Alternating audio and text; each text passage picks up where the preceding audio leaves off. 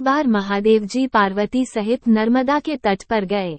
वहां एक सुंदर स्थान पर पार्वती जी ने महादेव जी के साथ चौपड़ खेलने की इच्छा व्यक्त की।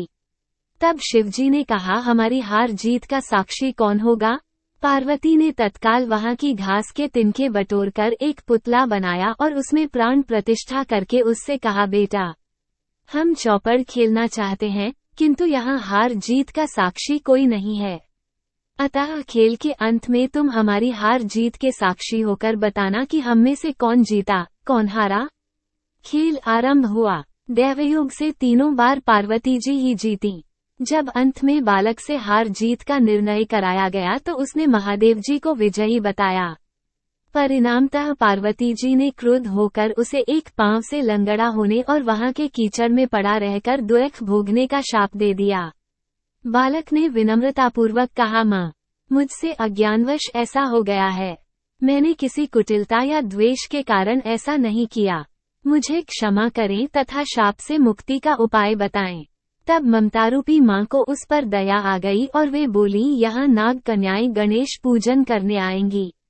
उनके उपदेश से तुम गणेश व्रत करके मुझे प्राप्त करोगे।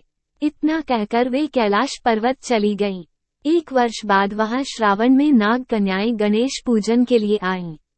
नाग कन्याओं ने गणेश व्रत करके उस बालक को भी व्रत की विधि बताई।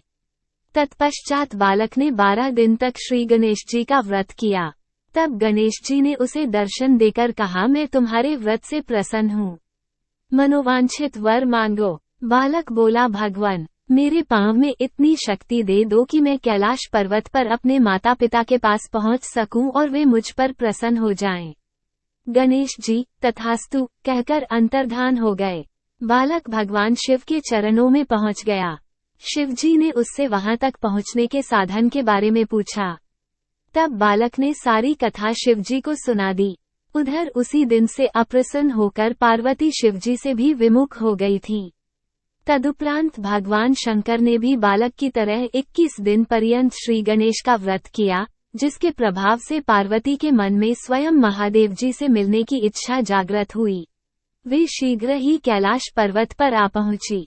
वहां पहुंचकर पार्वती जी ने शिव जी से पूछा, भगवान, आपने ऐसा कौन सा उपाय किया जिसके फलस्वरूप मैं आपके पास भागी भागी आ गई हूँ? शिव जी ने गणेश व्रत का इतिहास उनसे कह दिया। तब पार्वती जी ने अपने पुत्र कार्तिकेय से मिलने की इच्छा से 21 दिन पर्यंत 21-21 की संख्या में दूर्वा, पुष्प तथा लड्डुओं से गणेश जी का पूजन किया।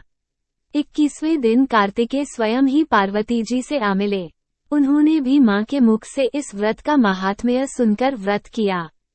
कार्तिकेय ने यही व्रत विश्वामित्र जी को बताया। विश्वामित्र जी ने व्रत करके गणेश जी से जन्म से मुक्त होकर ब्रह्म ऋषि होने का वर मांगा। गणेश जी ने उनकी मनोकामना पूर्ण की। ऐसे हैं श्री गणेश जी, जो सबकी कामनाएं पूर्ण करते हैं। तो मित्रों, उम्मीद करते हैं आपको हमारी आज की ये वीडियो पसंद आई होगी। यदि हाँ तो नीचे कमेंट करके जरूर बताएं और ऐसी ही और भी आध्यात्मिक और धार्मिक जानकारी के लिए हमारे YouTube चैनल ओवी क्रिएशन को लाइक करें, सब्सक्राइब करें। आज के लिए बस इतना ही। इजाजत दें।